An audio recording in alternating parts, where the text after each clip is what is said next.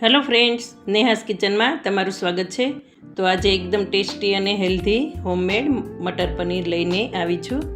તો તમે વિડીયો આખો જોજો। અહીંયા મેં ઘરે બનાવેલું પનીર લીધું છે અને એના ટુકડા કરી લીધા છે। તો આપણે થોડું તેલ ઉમેરી એને સાતળી લઈશું અને આવા થઈ જાય થોડા એટલે કાઢી લઈશું। અને એ જ કઢાઈમાં આપણે થોડું બીજું તેલ લઈ અને જીરું, હિંગ અને લાલ સૂકા મરચાં લઈ અને કાંદા કટ કરેલા છે પતલી સ્લાઇસમાં અને ટામેટાં કટ કરેલા છે।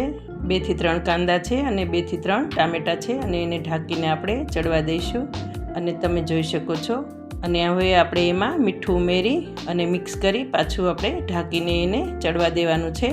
તો અહીંયા ગેસ બંધ કરી દીધો છે અને ઠંડુ થવા મૂકી દીધું હતું। ઠંડુ થાય એટલે આપણે એની ગ્રેવી કરી લેવાની છે। તો તમે જોઈ શકો છો એકદમ સ્મૂથ અને ટેસ્ટી એવી ગ્રેવી બનીને તૈયાર થઈ છે। અને અહીંયા આપણે બીજી કઢાઈ લઈશું। એમાં તેલ ઉમેરી જીરું, હિંગ, આંબળાના ટુકડા, 1 મોટી ઇલાયચી અને તજનો ટુકડો અને 2 થી 3 લવિંગ અને 1 તમાલપત્ર ઉમેરી આપણે લસણ જે સૂકું આવે એ ક્રશ કરેલું છે અને લાલ મરચું પાવડર, ધાણા જીરું પાવડર અને કાશ્મીરી લાલ મરચું પાવડર એ બધું સરસ રીતે મિક્સ કરી અને આપણે જે ગ્રેવી કરી છે એ ઉમેરી દેવાની છે।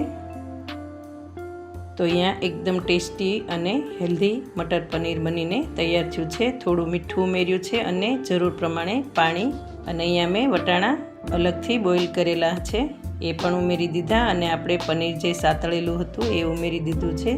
તો બધું સરસ મિક્સ કરી અને ઢાંકીને ચડવા દઈશું। તો તમે જોઈ શકો છો એકદમ હેલ્ધી, ટેસ્ટી અને સ્વાદિષ્ટ મટર પનીર બનીને તૈયાર થયું છે। અને અહીંયા મેં કસૂરી મેથી થોડી ઉમેરી છે અને લીલા કટ કરેલા ધાણા ઉમેર્યા છે।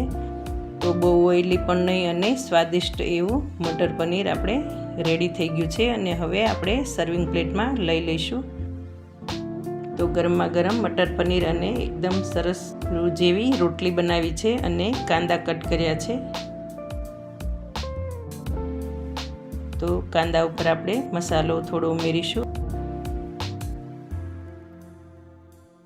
ઠંડી ઠંડી મસાલા છાશ। તો એકદમ હેલ્ધી, ટેસ્ટી અને સ્વાદિષ્ટ મટર પનીર બનીને તૈયાર થયું છે।